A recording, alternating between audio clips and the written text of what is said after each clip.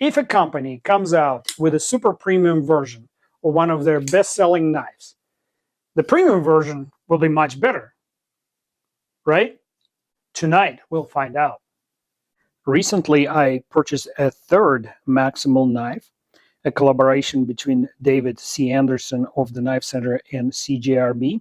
It is quite different and more expensive than the previous two versions, and so I named the Maximal Bourgeois. What do you get for 3 times the price of a regular Maximal? S90V blade and titanium scales. And so there are some sacrifices made in order to make this knife out of premium materials as compared to G10 RPM9 Maximal Basical and carbon fiber SF2 steel Maximal Premium. Please pardon my nerdy wordplay, I'm just following Dave's naming conventionals. There are some other differences like milled pocket clip and black anodizing on the pivot collars, but I know what you're all here for. You want to find out how they heat treated the steel. I'll get to it very shortly. Pocket clip made out of titanium definitely adds to the premium feeling about the knife, and this one seems to be titanium, at least it's not magnetic, and all the other hardware is exactly as it is on the less premium versions. I already published 3 videos about Maximal, and I found it to be a good value and a solid piece of cutlery with good engineering. And that's why today I'm shooting straight for the hardness test, and to do that I start by verifying the calibration of my benchtop Rockwell testing machine. I am using the independently certified in accordance with NIST certification procedures test block. It's calibrated to be at 61.99 HRC. And what I get here is 61.9 HRC, which keeps me well within the calibration and the conservative realm of things. The first blade on the anvil is the Maximal Basical, which is RPM9 spray form steel. This steel came out around 2021 or 22 and is chemically identical to Chinese steel called 9CR18 MOV. There was a marketing controversy that was associated with this steel, but let me assure you, David C. Anderson had nothing to do with that. I'll talk about it in a little bit. On the first poke, it measured 59.8 HRC. Is it good or bad? Let's talk about it while I'm setting up the second poke. This steel contains 0.9% carbon and 18% chromium, which makes it pretty well hardenable as well as quite stainless. There are additional benefits from it being spray-formed steel versus traditional melt and place and pour ingot. We are getting 60.1 HRC on the second poke. Back to steels. The advantage of spray forming an ingot versus traditional method is that the slug is already gone from the composition by the time it's being sprayed into a form. Minimizing the amount of slug purifies the molecular structure of the steel. I'll share why is it important with you in a minute. Meanwhile, we got 60.1 HRC on this poke as well, and our average is 60 HRC. As you can see, it's exactly as advertised. And now here's the blade from the Maximal Premium. It's made out of AR SF2 steel. What is this steel? Perhaps you will not be surprised that it's chemically identical to 10 CR15 MOV Chinese melt and pour ingot steel. It is developed to give some edge retention and toughness advantages over 9CR18 MOV. And the first poke yields 60.6 HRC on this sample. This increase in the properties is at the cost of slight reduction in corrosion resistance, and yet it still remains in the mid-range of stainless steels as far as chromium content. Additionally, as I mentioned before, the spray forming reduces the amount of impurities in the steel. We'll talk about what impurities do to the steel in a second. Meanwhile, the second poke for this blade is 61 HRC spot on. So imagine impurities in the ingot when it's being rolled into sheet metal, meaning the steel is being squished and pulled in one direction, and so these impurities start forming a path for the cracks to appear if you subject that steel to excessive force. Sorry about the camera bump here.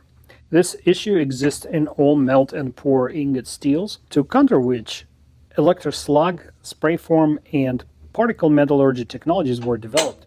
In the case of this blade, the average comes to 61 HRC. Aha, it's on the upper end of the range that CJRB advertises for other knives made out of this steel. And now finally I get to test the blade from Maximal Bourgeois, which is made out of CPM S90V. Sadly, that might be the last of the CPM steel we are seeing.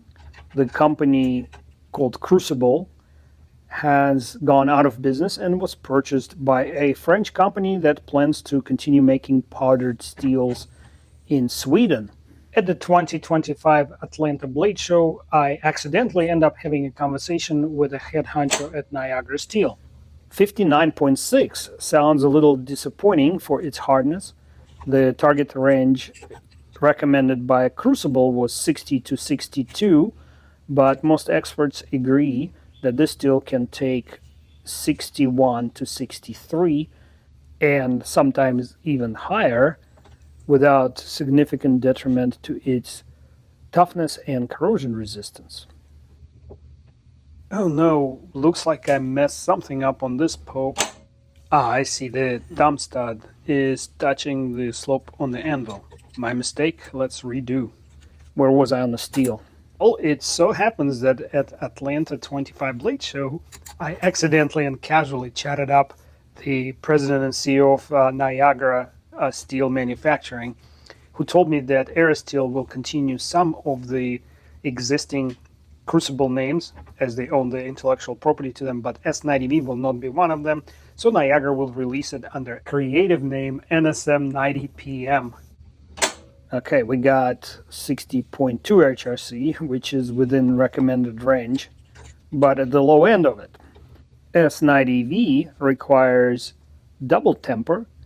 Each temper takes 2 hours, so it's a 4 to 6 hour process. Some companies take a manufacturing shortcut by austenitizing the steel at a higher temperature and then tempering it also at a higher temperature using just one single tempering cycle. While you're contemplating that and typing the comment, the average of this blade came out to be 59.7 HRC. Believe it or not, it is almost in the middle of the advertised hardness range, as well as within the Crucible's old specifications. Well, at this junction, Niagara has a chance to change this data sheet and elevate it to the modern world. Next topic. While reassembling these knives, I suddenly came to a realization that somehow in the previous 3 videos, I missed one of the most important, although somewhat hidden design features of this knife. First, before I tell you what that is, I'd like to show you that 2 reassembled blades have perfect blade centering, just as I finish reassembling them. Hope you can see that clearly on the screen.